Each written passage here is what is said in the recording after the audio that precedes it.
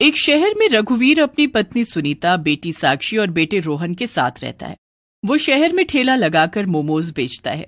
पूरा परिवार मिलकर रघुवीर की मदद करता है। आज शाम को भी रघुवीर मोमो बेचने गया। वहां पहले से ही लोगों की भीड़ लगी थी। अरे भैया, थोड़ा जल्दी आया करो, कब से तुम्हारा इंतजार कर रहे हैं। ये सब आपका प्यार है। हाँ भैया, आधे घंटे से यहाँ खड़े हैं क्योंकि तुम्हारे मोमोज और चटनी के हम दीवाने हो गए हैं। ठीक है भैया, मैं कल से जल्दी आ जाया करूँगा। हाँ हाँ, अब जल्दी से मोमोज का स्वाद चखा दीजिए, मेरी जीभ लपलपा रही है। रघुवीर सभी के लिए मोमोज की प्लेट लगा देता है और फिर तभी वहां एक बूढ़ी महिला वैरागी दौड़ते हुए आती है। काकी, आप चलने में भी हांफती हो, लेकिन आज आप दौड़े हुए चली जा रही हो।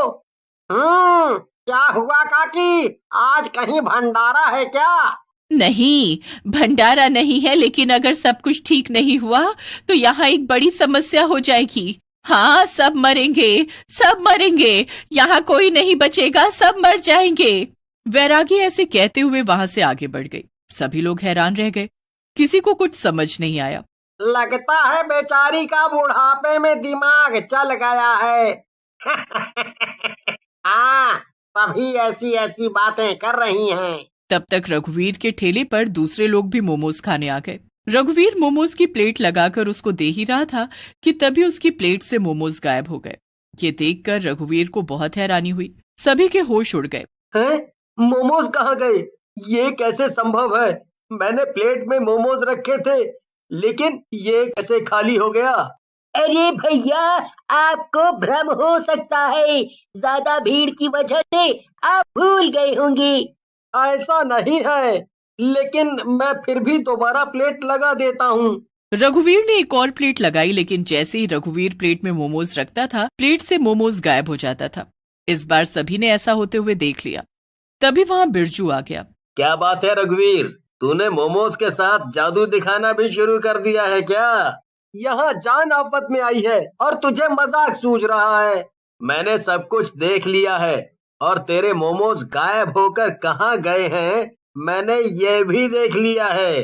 क्या ये सब तू कर रहा है? अरे कैसी बातें कर रहा है? फिर मोमोज कहाँ गए बताओ ना, हमें भी चिंता हो रही है। बिरजू कुछ बोल पाता उससे पहले ही वहां से एक चुड़ैल का साया गया, जिसको सभी ने महसूस किया। मोमोज खाने वालों के हाथ से प्लेट छूट गई। शायद यहाँ कोई है। यहाँ सच में कोई है, वो देखो, ऊपर मोमोज हैं। हाँ, तुम सही कहते हो, लेकिन ये चुड़ैल मेरे पीछे क्यों पड़ी है? अब ये सब कौन जानता है। ऐसा करता हूँ कि मैं अब घर चला जाता हूँ। रघुवीर अपने घर चला गया और उसने घर जाकर सारा किस्सा सुनाया। तभी उसकी पत्नी ने कहा, हाँ, आज यहाँ भी सब उसी चुड़ैल के बारे में बात कर रहे थे। हाँ, आज उसने यहाँ भी सभी को परेशान किया और बच्चे बता रहे थे कि आज चुड़ैल ने स्कूल में भी सभी को परेशान किया। हाँ पापा, आज उसने सभी बच्चों का खाना छीन लिया। रघुवीर सोच में पड़ गया, क्योंकि चुड़ैल का आतंक पूरे शहर में हो चुका था। सभी की जुबान पर चुड़ैल के चर्चे थे, लेकिन कोई कुछ कर भी नहीं सकता था। अगले दिन रघुवीर ने फिर से हिम्मत की और मोमोज बेचने चला गया। लेकिन उसने वहां जाकर देखा कि पहले से मोमोज का एक ठेला खड़ा है। मेरा नाम रोशनी है और मैंने अब यहाँ अपना ठेला लगा लिया है। अरे, लेकिन यहाँ तो मैं ठेला लगाता हूँ। हाँ, लेकिन मैं यहाँ से नहीं जाऊंगी। नहीं, तुमको यहाँ से जाना होगा। तू जानता नहीं है कि मैं कौन हूँ। मैं तुझे जिंदा नहीं छोड़ूंगी, मैं तेरा खून पी जाऊंगी। रघुवीर ने थोड़ी दूर पर अपना ठेला खड़ा कर लिया और रोशनी भी आवाज लगाकर मोमोज बेचने लगी। आइए आइए, जल्दी से आइए, कुरकुरे तंदूरी मोमोज खाइए। आपके शहर में कुछ नया लेकर आई हूँ, सभी को मोमोज से रिझाने आई हूँ। तंदूरी मोमोज का नाम सुनकर वहां लोग आने लगे। सभी को कुछ नया लग रहा था, इसलिए वहां बहुत ज्यादा लोग आ रहे थे। सभी लोग उसकी बहुत तारीफ कर रहे थे। ऐसे कुरकुरे तंदूरी मोमोज जो एक बार खाएगा वो दीवाना हो जाएगा। तभी दुकान पर बिरजू आया। अरे वाह, तंदूरी मोमोज, आज तो कुछ नया खाने को मिलेगा। आइए ना भाई साहब, तंदूरी मोमोज का जायका लीजिए। रोशनी ने उसको कुरकुरे दिए। बिरजू ने कुरकुरे मोमोज खाए। रघुवीर के पास कोई नहीं जा रहा था। वो बेचारा परेशान निराश। वाह भाई वाह, बिल्कुल मजा आ गया। कुरकुरे तंदूरी मोमोज की बात ही कुछ और है। धन्यवाद। तभी वहां से वैरागी दौड़ती हुई आई।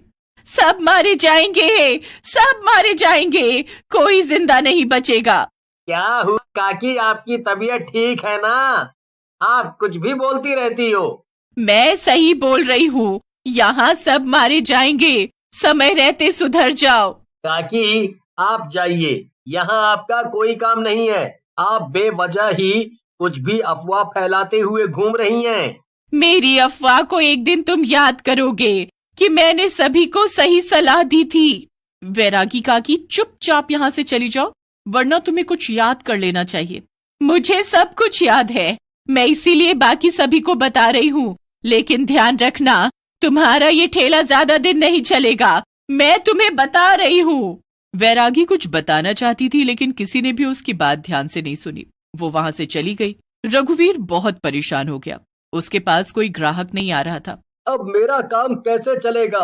ईश्वर, कम से कम मेरे पास कुछ ग्राहक ही भेज दो, ताकि मैं अपने बच्चों का पेट पाल सकूं। अगर आज के जैसे सभी दिन बीत गए तो मेरा काम कैसे चलेगा?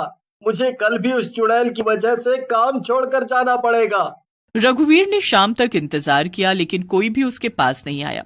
वो निराश होकर वापस घर लौट गया। उसने सारी बात अपने परिवार को बताई। अब ऐसे निराश बैठने से काम नहीं चलेगा, तुमको कोई और काम देखना पड़ेगा। हाँ, पर मुझे मोमोज के अलावा कुछ बनाना भी नहीं आता है, इसीलिए मैं मोमोज ही बनाऊंगा। पापा, आप जगह बदल दीजिए। नहीं, वो महिला जगह बदलेगी। पापा तो वर्षों से वही है, फिर पापा क्यों जगह बदलेंगे? अरे तुम दोनों आपस में मत लड़ो। अगर हम जगह बदल लेंगे तो छोटे नहीं हो जाएंगे। रघुवीर ने अगले दिन अलग से ठेला लगाया। तभी सुनीता दौड़ते हुए आई। सुनिए जी, अनर्थ हो गया। क्या हुआ? सब ठीक है? नहीं, कुछ भी ठीक नहीं है। हमारे बेटे रोहन। क्या हुआ रोहन को? बोलो, क्या हुआ? कुछ तो बोलो। उसको चुड़ैल उठा कर ले गई। इतना सुनकर रघुवर के पैर लड़खड़ा गए। वो जमीन पर गिर गया। तभी उसने देखा कि गांव वाले बिरजू के साथ कहीं भागे जा रहे हैं। इन सभी के बच्चों को भी उस चुड़ैल ने उठा लिया है और वो उन्हें जंगल में लेकर चली गई है। इतना सुनकर रघुवर भी उनके पीछे पीछे भाग गया। अब सभी लोग अपने बच्चों की चिंता में जंगल में दौड़े जा रहे थे। वो एक गुफा के पास जाकर रुके। जैसे ही सभी अंदर गए तो देखा कि सभी बच्चे डरे सहमे पड़े हुए हैं। सभी लोगों के होश उड़ गए।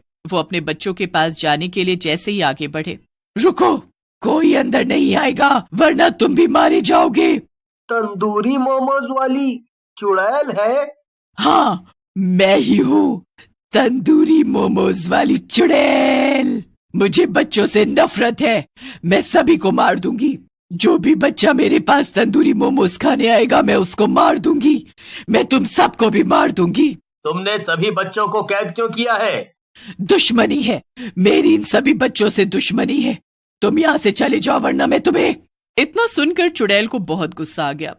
जैसे ही चुड़ैल बंधकों को तंदूर की भट्टी में डालने के लिए आगे बढ़ी, तभी वहां एक तेज तूफान सा आया। बाहर से बहुत सारी हवा आई। चुड़ैल रुक गई। तभी बाहर से वैरागी आई। तू फिर आ गई? हाँ, और इस बार मैं तुझे पूरी तरह खत्म करने आई हूँ। ये तुझसे नहीं हो पाएगा। हाँ, पिछली बार मैंने तुझे छोड़कर सबसे बड़ी गलती की थी, लेकिन इस बार मैं तुझे नहीं छोड़ूंगी। इस धरती पर उपस्थित हर मानव मेरा दुश्मन है। क्यों? तुम्हें हर मनुष्य से इतनी नफरत क्यों है? मानवों ने क्या बिगाड़ा है तुम्हारा? कुछ वर्ष पहले जालिमों ने एक रोड एक्सीडेंट में मेरे बेटे को मार दिया था। मैं सड़क पर खड़ी होकर अपने बेटे की जान की भीख मांग रही थी, लेकिन किसी ने मेरी मदद नहीं की, बल्कि मुझे उठाकर तंदूर की भट्टी में डाल दिया। ओह, ये तुम्हारे साथ अच्छा नहीं हुआ। मैं रोती रही, चिल्लाती रही, लेकिन किसी ने मेरी मदद नहीं की। लेकिन क्या तुम्हें होश भी है कि तुमने कितना बड़ा पाप किया है? मैं अब और कर भी क्या सकती हूँ, क्योंकि मेरी आत्मा को मुक्ति नहीं मिली है। मैं तुम्हें मुक्ति दिलाऊंगी। वैरागी एक भस्म उठाती है और चुड़ैल के ऊपर फेंक कर मारती है। चुड़ैल गायब हो जाती है। तभी वैरागी बाकी सभी को अपनी शक्तियों से आजाद कर देती है। सभी लोग वैरागी को धन्यवाद देते हैं और आगे से सभी की मदद करेंगे और किसी पर अन्याय नहीं करेंगे, ऐसा सोचकर घर जाते हैं।